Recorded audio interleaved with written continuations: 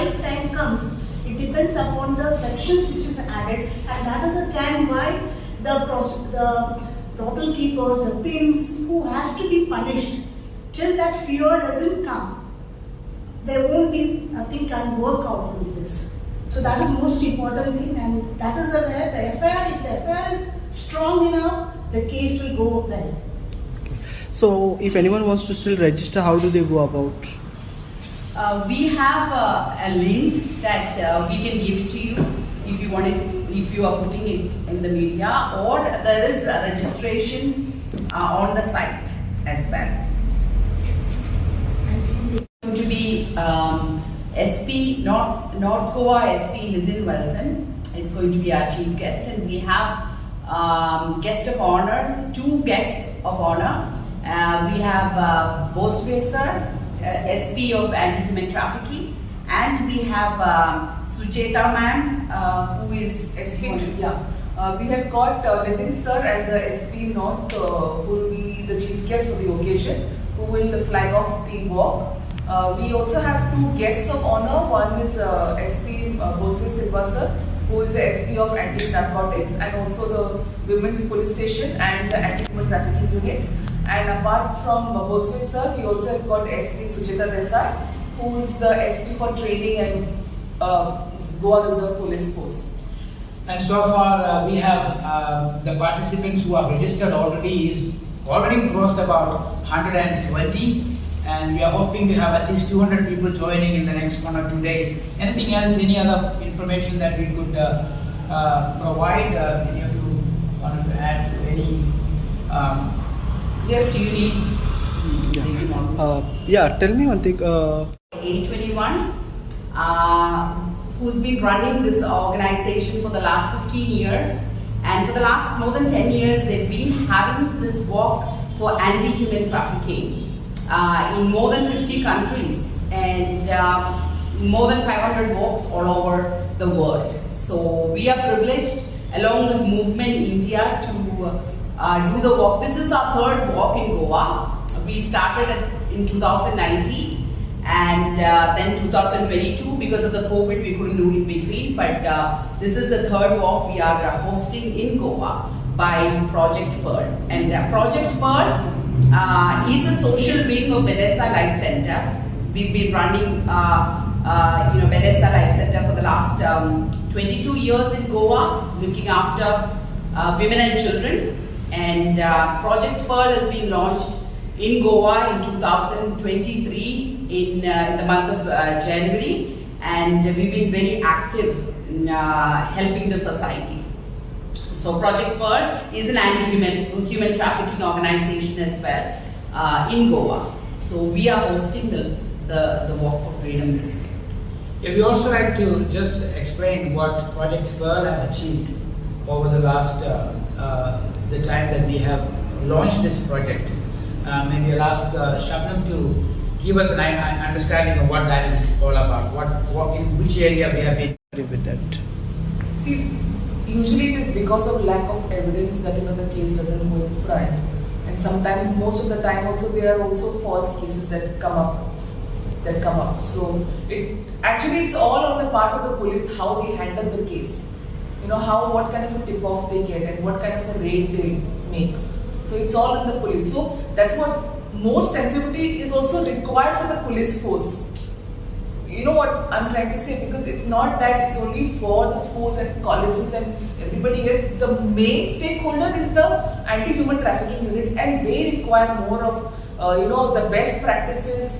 They need to be told every time what are the procedures, how to do it, and we are there for that. We are there to provide the training, we are there to provide the awareness. It's just that we need their support. So it is never, and the very fact that we are also taking part in this walk this year, the AHT unit and the Mobile Police Station is a part of our walk. They have confirmed their presence and they keep telling us how many police personnel are coming. So yes, they are also aware of the things that are happening around, and they also don't deny the fact that it really happens. So I just want to add on to that. It's not that it's not because they are not taking action. The actual thing is, it is going down or it is increasing. Okay. The statistics about the human trafficking is not an easy thing to find out, because a lot of these things happen undercover. So we can only rely on the government statistics right now, which I've just read out. And to answer the question whether it is coming down, we are not the right people to answer that. But one thing we know that the need for awareness is always important. So what we are doing is to bring it across to the public sphere that these are things happening in the world, and none of the nations are free from it. India is not free from it. Goa is not free from it. So bringing awareness, we are able to curtail it, and so that we can protect the community. Is the government doing enough to stop human trafficking? Government is doing their best, but definitely, we want to work with the government, with the police department. So far we have done that, and we are giving whatever we can do. We are doing, to give training to the police and making an awareness among the police as well about human trafficking. But definitely, we are expecting them to cooperate with NGOs like us to move forward as well. Especially with even with awareness program, if we have their support, they stand with us. And because one of the main key, as Martin said, is awareness. People need to know this is happening, and it is happening even in Goa. That everyone is aware of it. So we want more cooperation from the government department and the police. A training on human trafficking for all the participants and the main stakeholders being the Goa police.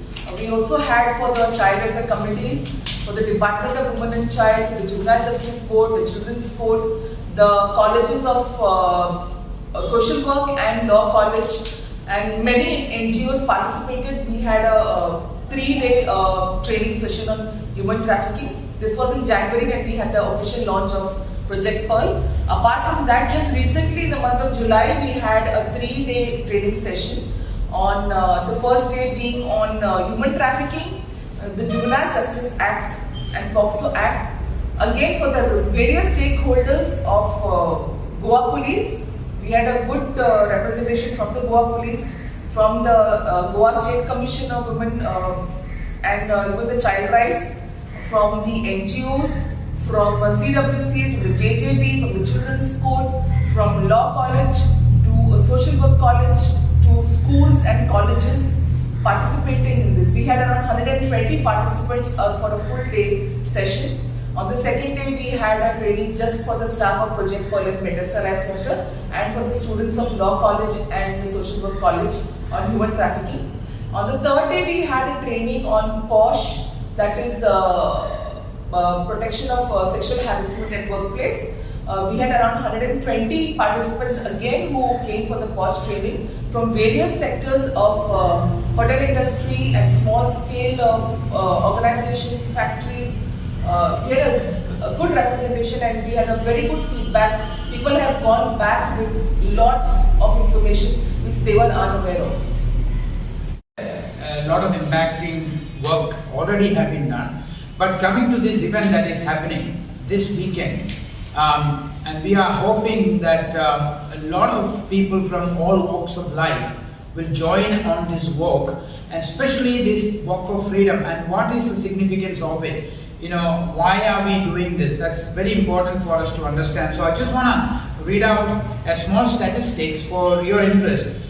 49.6 million people are caught in various forms of modern day slavery globally, including exploitation for sex, labor, organ, baby selling, forced marriages, domestic servitude, reports the International Labour Organization 2022. This means that 1 in every 150 people globally are enslaved.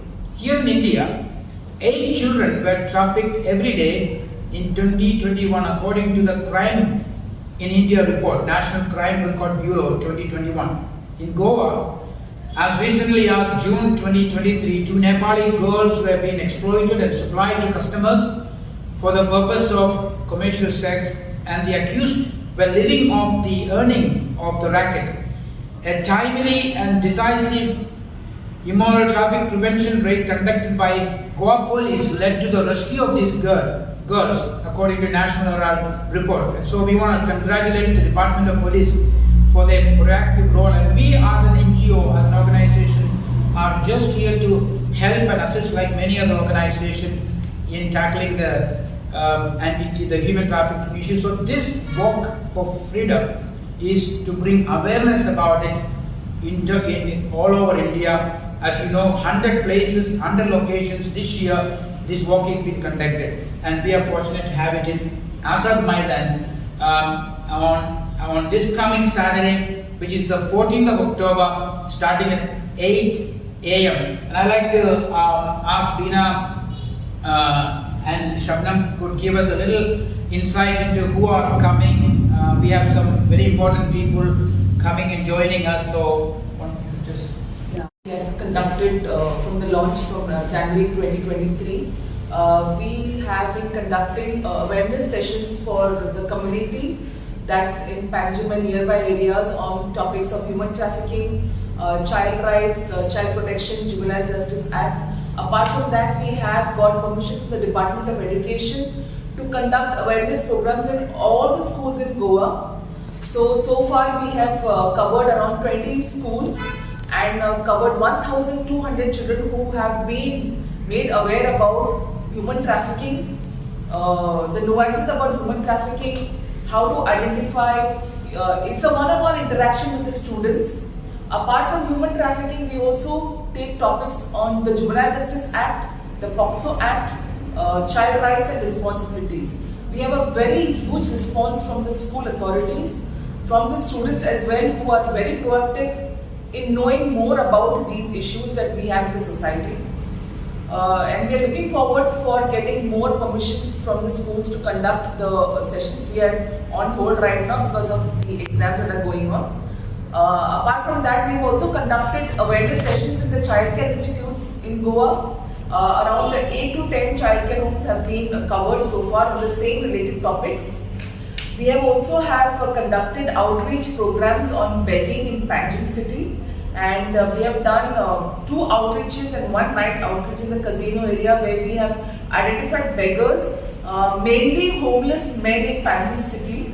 And it is an initiative of the Project Pearl, where we have also opened up a new home called Pearl's Home, and we have successfully rescued and rehabilitated 16 homeless men, and they have been successfully kept in the Pearl's Home, given proper nutrition care, shelter, medical facilities, and most of the 16 men have been properly rehabilitated back into the society, to their family, or put in for some jobs.